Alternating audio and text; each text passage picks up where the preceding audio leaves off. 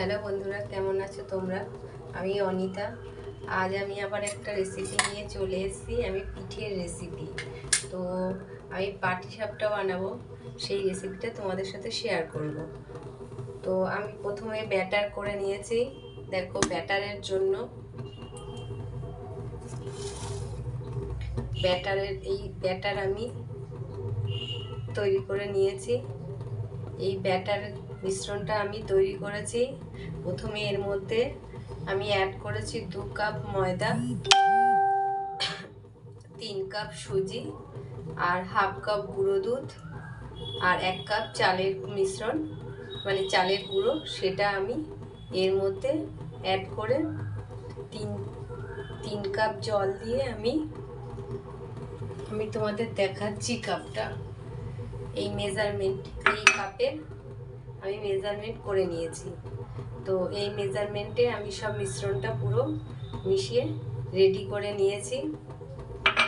এর মধ্যে আমি কিছু কিশমিশ, কাজু অ্যাড করেছি, সামান্য এলাচ গুঁড়ো অ্যাড করে একটা মিশ্রণ তৈরি করে নিয়েছি। আর এখানে আমি পুর বানিয়ে নিয়েছি। এটা সম্পূর্ণ ক্ষীরের পুর। 500 দুধ নিয়েছি।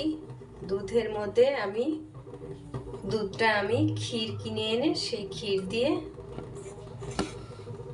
দেখো, এই ক্ষীরটা তৈরি করেছি, এই ক্ষীরের মিশ্রণটা।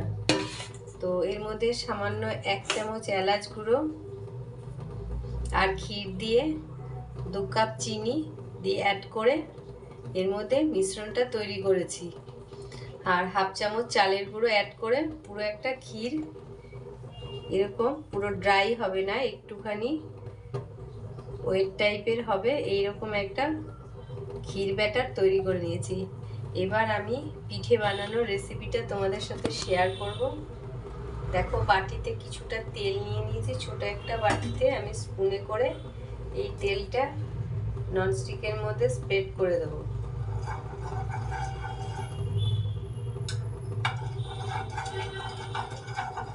ভালো করে ননস্টিকের তাওয়াতে তেলটা স্প্রেড করে নিতে হবে, না হলে পিঠে লেগে যেতে পারে।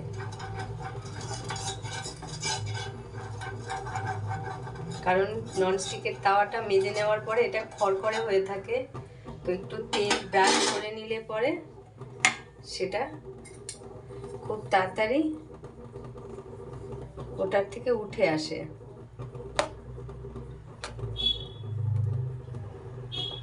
আমি 1 চামচ ব্যাটার তাওয়াটাতে অ্যাড করে দেব। এবার আমি তাওয়াটা স্প্রেড করে নেব। ব্যাটারটা স্প্রেড করে নিয়ে মিডিয়াম আঁচে এটা করব।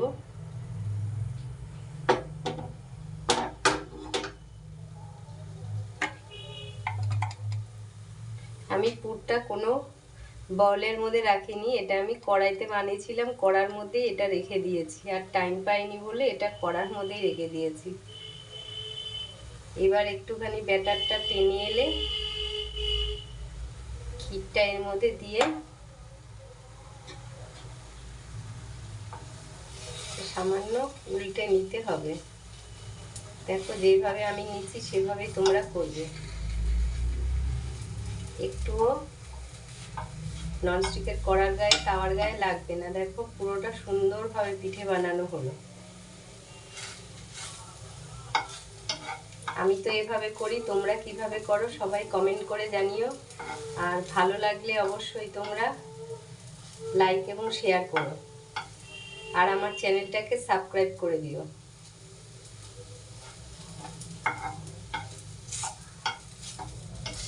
তাহলে আমি আমার নতুন নতুন রেসিপি নিয়ে তোমাদের সাথে শেয়ার করব। আর আমার ইউটিউব চ্যানেলটা সাবস্ক্রাইব করে দিলে তোমাদের কাছে নোটিফিকেশন আগে পৌঁছে যাবে। দেখো, এবার আমি এটা তুলে এখানে রেখে দিলাম।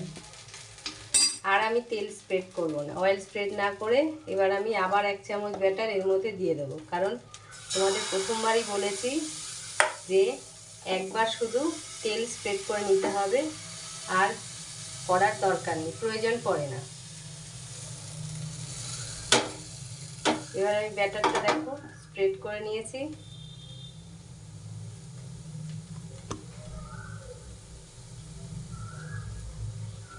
কিছু সময় এটা টেনে এলে এর মধ্যে ক্ষীরটা আমি অ্যাড করে দেব।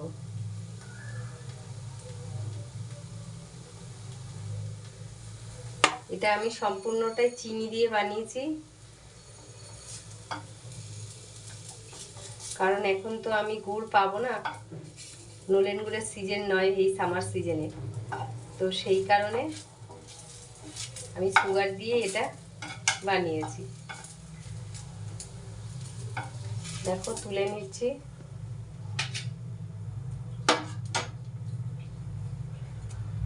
আবার আমি আরেক চামচ ব্যাটার এর মধ্যে দিয়ে দেব, ব্যাটারটা স্প্রেড করে নেব।